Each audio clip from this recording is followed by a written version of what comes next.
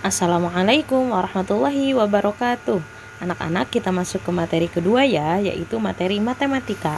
Silahkan dibuka buku paketnya halaman 41. Di sini kita kembali mempelajari pembagian, di mana seperti materi sebelumnya bahwa pembagian itu adalah pengurangan yang berulang. Nah, pembagian adalah operasi kebalikan dari perkalian, di mana pembagian itu pengurangan yang berulang. Kalau perkalian penjumlahan yang berulang. Nah, kalau di dalam perkalian A dikali B itu sama dengan B dikali A hasilnya, namun di pembagian A dibagi B tidak sama dengan B dibagi A. Dan pembagian dengan bilangan 1 hasilnya itu adalah bilangan itu sendiri. Contoh nih, 5 dibagi 1 sama dengan 5.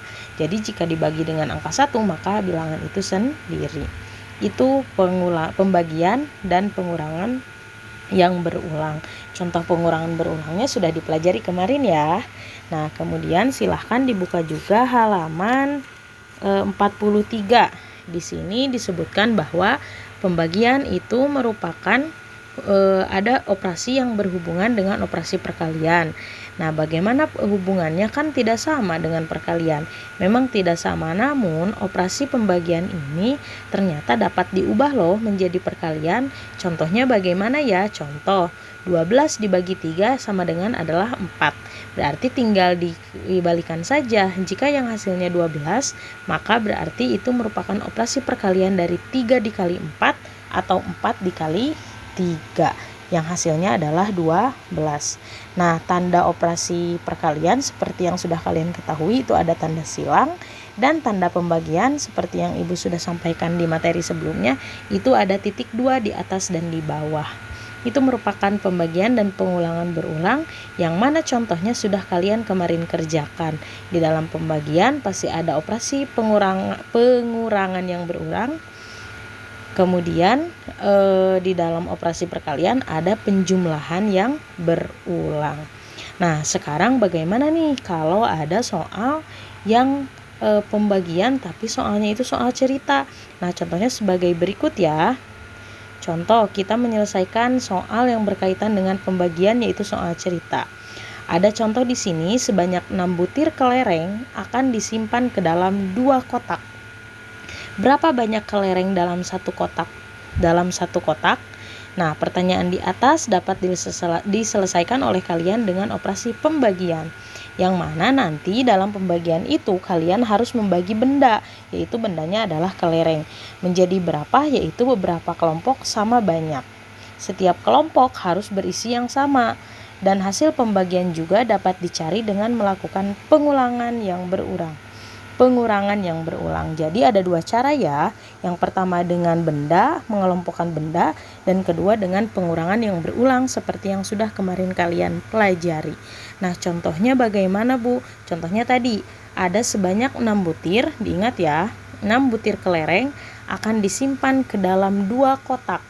Berapa banyak kelereng dalam satu kotak? Maka kalian nanti harus membagi 6 kelereng ke dalam 2 kotak.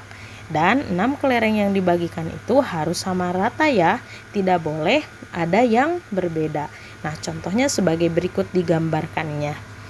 Ya, yang cara pertama itu mengelompokkan benda. Kan tadi ada 6 kelereng nih, disimpan di dalam 2 kotak. Maka di sini ada 6 kelereng dalam kotak besar yang harus dibagi ke dalam 2 kotak kecil. Di mana lingkari dulu 3 kelereng. Kemudian lingkaran selanjutnya ada 3 kelereng. Nah, jadi nanti ketika membagi kan harus sama rata nih. Di kotak pertama dan kotak kedua coba dihitung. Ada berapa isi kelereng di setiap kotak? Yaitu ada 1, 2, 3. Maka hasil dari 6 dibagi 2 sama dengan 3. Jadi kelereng di dalam satu kotak itu adalah 3 butir. Jika kalian ingin nanti membagikan pembagian, contohnya 10 dibagi 5. Maka dari 10 dibagi 5. Nah, itu nanti silahkan bisa digambarkan dengan kotak yang ada di dengan pengelompokan benda sesuai dengan yang ada di contoh. Contohnya nih 10 dibagi 5.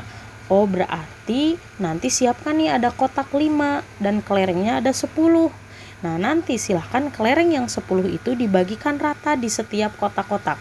Simpan dulu 1, 1, 1, 1, 1. Nah, kemudian sisanya simpan lagi 1, 1, 1, 1, 1. Sehingga nanti ada berapa kotak ya? Oh, ternyata ada 5 kotak kan? 10 dibagi 5. Sesudah 5 kotak itu sudah selesai dibagikan, maka hitunglah isi dari kotak tersebut. Maka itu jawaban dari 10 dibagi 5. Atau bisa dengan cara pengurangan berulang seperti yang kemarin kalian sudah pelajari, di mana contoh ini 6 dibagi 2 sama dengan, yaitu 6 dikurangi dengan 2 hingga hasilnya itu 0. Maka 6 dikurang 2, 4, 4 dikurang 2, 2, 2 dikurang 2, udah habis nih, berarti 0.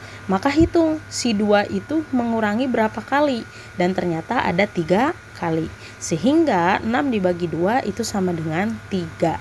Jadi banyak kelereng dalam satu kotak adalah 3 butir kelereng. Nah, sekarang tugasnya silahkan kalian buka buku tematiknya.